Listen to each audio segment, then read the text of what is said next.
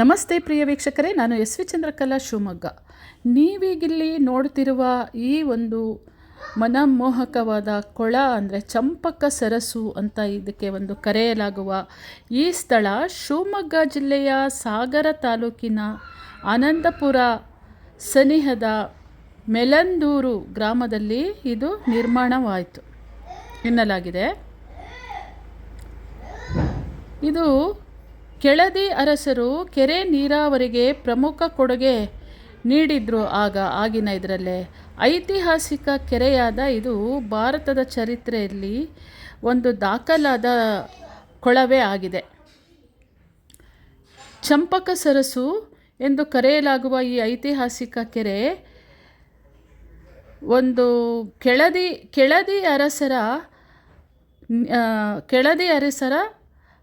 ಕೆಳದಿ ಅರಸರು ಕೆರೆ ನೀರಾವರಿಗೆ ಪ್ರಮುಖ ಕೊಡುಗೆ ನೀಡಿದ ಒಂದು ಜಾಗವಾಗಿದೆ. ಇದು ಇವರ ಕಾಲಾವಧಿಯಲ್ಲಿ ಕ್ರಿಸ್ತಶಕ 1499ರಿಂದ 1565ರವರೆಗೆ ಸುಮಾರು 5800 ಕೆರೆಗಳನ್ನು ರಾಜ್ಯಾದ್ಯಂತ ನಿರ್ಮಿಸಿದ ದಾಖಲೆಗಳಿವೆ.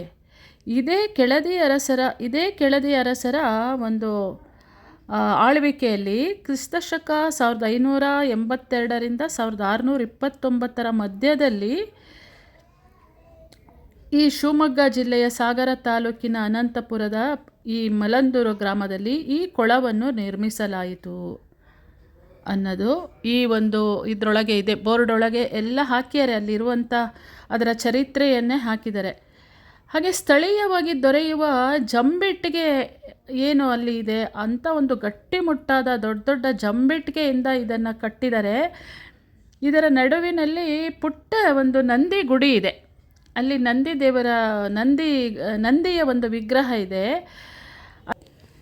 ಇಲ್ಲೊಂದು ನಂದಿ ಗುಡಿ ಮತ್ತು ಹಾಗೂ ಈ ಒಂದು ಪ್ರವೇಶ ದ್ವಾರದಿಂದ ಹೋಗಲು ಒಂದು ಸಣ್ಣ ಸೇತುವೆ ತುಂಬ ಚೆನ್ನಾಗಿ ಮಾಡಿದ್ದಾರೆ ಅಂತ ಹೇಳಿದ್ರೆ, ಅದಕ್ಕೆ ಗಟ್ಟಿಮುಟ್ಟಾದ ದಪ್ಪ ಕಲ್ಲಿನ ಹಲಗೆಯನ್ನು ಜೋಡಿಸಿ ಒಂದು ಬ್ರಿಡ್ಜ್ ಥರ ಇದು ಮಾಡಿರೋದು. ಇದೆಲ್ಲ ಕಲ್ಲಿನ ಹಲಗೆ, ಹಾಗೆ ಅಡಿಲೇ ಅದಕ್ಕೆ ಕಬ್ಬಿಣದ್ದು ರಾಡು ಎಲ್ಲ ಇದೆ.